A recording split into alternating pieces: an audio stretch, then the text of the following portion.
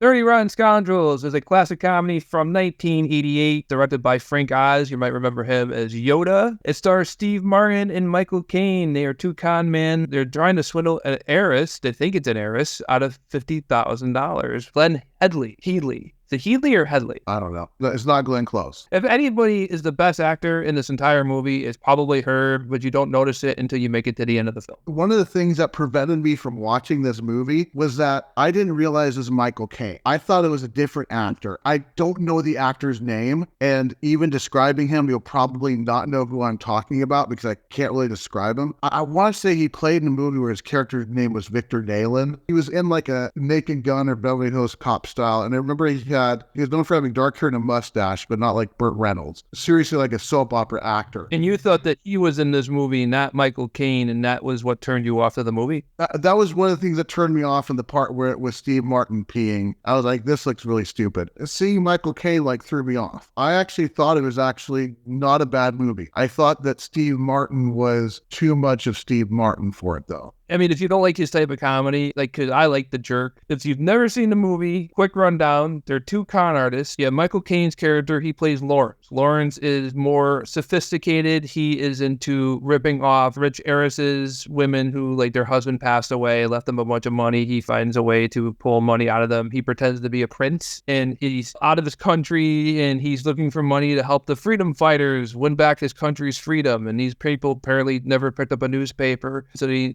believe him. So that's his game. Steve Martin's game is the same thing you would get if you went onto any sort of Telegram or WhatsApp and talked with some lady in Africa. So Steve Martin is the 1980s version of the online scam.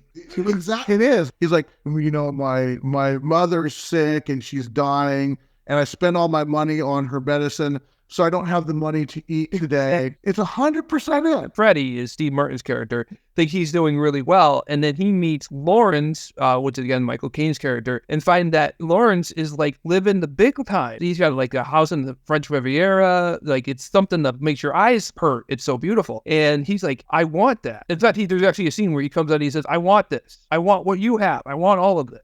And the whole movie is Freddie blackmails Lawrence into training him to be as good of a con man as Lawrence is. But he wants Lawrence to level him up. He's also insanely impatient, which works against him. They're fighting among each other, and they eventually realize that the town that they're in isn't big enough for the both of them. So they decided they're going to settle it on a bet. And they're going to pick a mark, and they're going to try to get $50,000 out of the mark. And what they end up finding is they find Glenn Headley's character of Janet Colgate, who is being called the soap queen, they call her. And they think soap queen, she must be married to the guy who owns the Acme soap company or whatever. We're going to go and milk this chick. They later find out supposedly it was a soap company that was having a contest and she won it, and she won an all-expense free trip to the French Riviera. Funniest parts in the movie is when Fred is pretending to be paralyzed. He's dressed as a military man to get Janet Colgate's attention. So he's talking about he needs this doctor, and he's the doctor. I forget the name of the doctor, but it's Vinny Bumbots or something like that. Some ridiculous name. The cop, he overhears the whole conversation that he's having with Janet, passes that information on to Lawrence, and Lawrence pretends to be this doctor. He's telling Janet, my fee is $50,000, and he's putting on a fake German accent. Lawrence starts whipping Freddie's leg, and he's to the point where he's in tears because he has to keep up the illusion that he's paralyzed. When I first saw the movie, that was my laugh out loud moment. That with the paralyzed, the one that I like with the sailors. When they start seeing what's going on, and then all of a sudden, it 180s. Then it technically 180s again. Pretending to be a doctor, Lawrence goes and says, Freddie's problem is it's psychological. He has to want to walk so much that he gets up and walks. So they're going to try to make him jealous. Freddie likes Janet. Well, he's pretending to like Janet because she's the mark. Lawrence is also pretending to like her because he's, again, she's the mark. So he's like, if we were to kiss in front of him, that might make him jealous enough where he'll get up and walk. So they're doing this whole thing in front of him on a dance floor, and they can't hear him, but he's next to a bunch of sailors. And the sailors see all this going on, and they're getting the wrong idea. So they see him in this uniform, and they're like, he's one of our brethren. And this guy over here, he's messing around with this guy's girl, and he's like, we're supposed to be married, but now she left me because I can't walk, and